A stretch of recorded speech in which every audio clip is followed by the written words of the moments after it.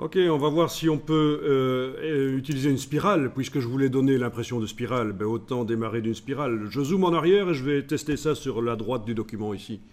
On peut faire des dessins en dehors du plan de travail dans Illustrator, c'est pas un problème. Ben, vous allez chercher l'outil spirale.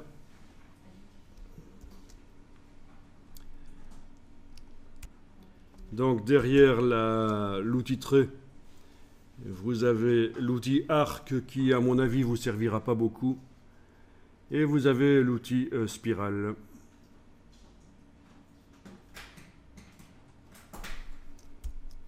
Alors, le principe, eh ben, on va tracer, cliquer, glisser.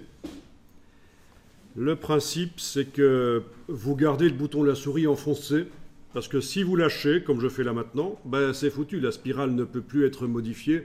C'est comme si vous l'aviez dessiné à la plume. Pour Illustrator, ce n'est pas dynamique, c'est pas quelque chose de modifiable. Donc là, je enfonce la touche suppression et je recommence une nouvelle.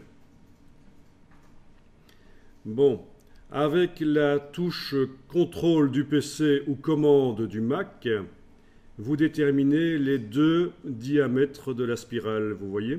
Et c'est là aussi qu'en bougeant la souris, vous faites en sorte qu'elle soit créée dans le sens inverse des aiguilles d'une montre, comme c'est là, ou dans le sens des aiguilles d'une montre, comme c'est là. Le sens de création de la spirale, si on considère qu'elle commence par le centre, là, c'est le sens inverse des aiguilles d'une montre, et là, c'est le sens des aiguilles d'une montre. Ok? Bon.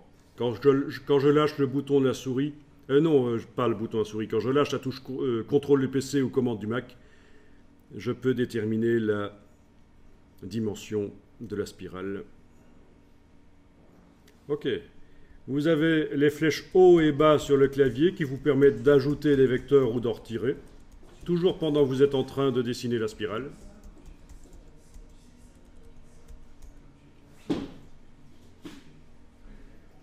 Bien.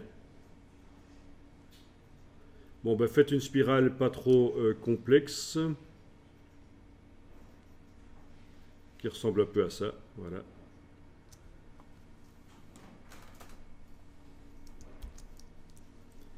On va la dupliquer parce qu'on va chipoter sur elle, mais je voudrais garder un backup. Donc avec la flèche noire, je déplace. Voilà. Elle a actuellement un contour noir. On peut lui enlever. Parce qu'en fait, je vais mettre des formes artistiques sur elle. D'accord? Donc, en ayant la spirale sélectionnée et la case contour à l'avant-plan, vous cliquez sur la diagonale, ça va enlever le contour noir.